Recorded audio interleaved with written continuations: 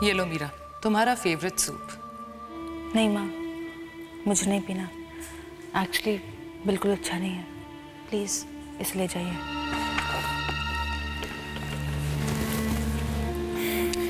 जानती हो मीरा, पंचम क्या कहता है?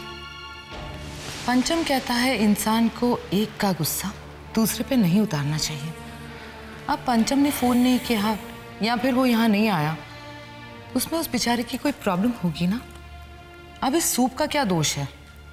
पंचम ये भी कहता है कि अगर इंसान की सेहत अच्छी हो ना तो उसके मन में अच्छे विचार आते हैं और मन प्रसन्न रहता है।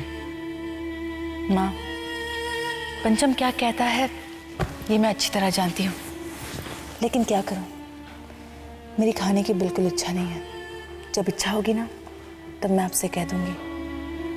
इसे ले जाइए। एंड माँ, just leave me alone for some time please.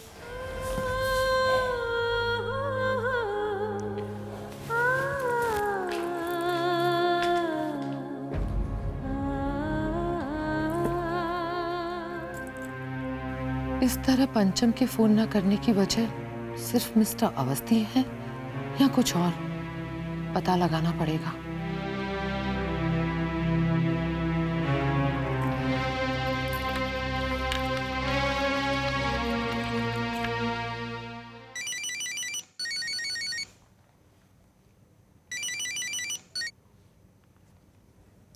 हाँ रुक्मणी आंटी बोलिए।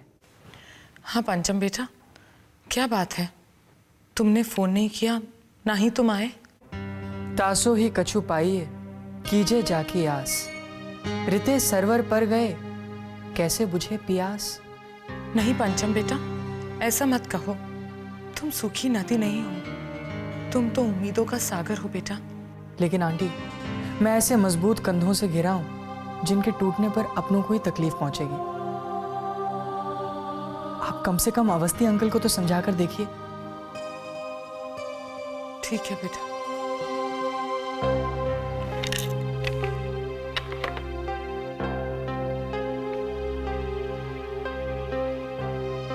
यानी तुम मुझे समझाने आई हो? अपनी बेटी की खातिर मिस्टर अवस्थी, अपनी बेटी की खातिर प्लीज जिद मत कीजिए। और अपना अपमान भी भूल जाऊं? क्या वो अपमान आपकी बेटी की खुशियों से ज्यादा इंपॉर्टेंट है? तुम्हारी प्रॉब्लम ये है कि तुम एक स्वार्थी औरत हो, हमेशा अपने फायदे के बारे में सोचती हो। अपने फायदे के लिए तुम दूसरों का अपमान कर सकती हो, अपने फायदे के लिए दूसरों का अपमान सह सकती हो, भूल सकती हो। मैडम रुक्मणी, मैं उस मिट्टी का नहीं बना और ना ही मुझसे ऐसी कोई उम्मीद रखना, और आइंदा इस टॉपिक को भी मत छेड़ना, समझी?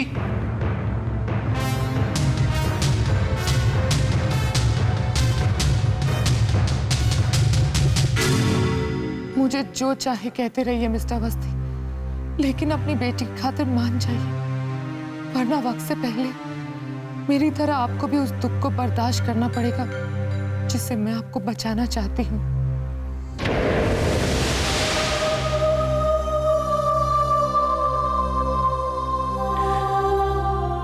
एक के लिए दूसरे को दुखी नहीं कर सकते पंचम। माँ, मैं किसी को भी दुखी नहीं करना चाहता हूँ। मैं सिर्फ ये चाहता हूँ कि कोई भी किसी के दुख का कारण ना बने, सब लोग एक दूसरे के दुख को बांट लें। फिर तूने अपने डैडी से ऐसा क्यों कहा कि उन्हें तुझसे हाथ धोना पड़ेगा? अगर उन्होंने मेरी बात नहीं सुनी तो मैं वो भी करने के लिए मजबूर हो जाऊंगा। इसका मतलब है तू मीरा के लिए अपने डैडी को दुख देगा? नहीं माँ, अगर ऐसा होता तो मैं अब तक घर छोड़ के चले गया होता। माँ, मैं खुशियां बांटना चाहता हूँ, मैं सबके आंसू पोंछना चाहता हूँ। अगर फिर भी मेरी वजह से मीरा या मेरे डैड को दुख पहुंचता है तो मैं अपनी जिंदगी के बारे में जरूर सोचूंगा कि मुझे जीने का अधिकार है या मैं। अच्छा,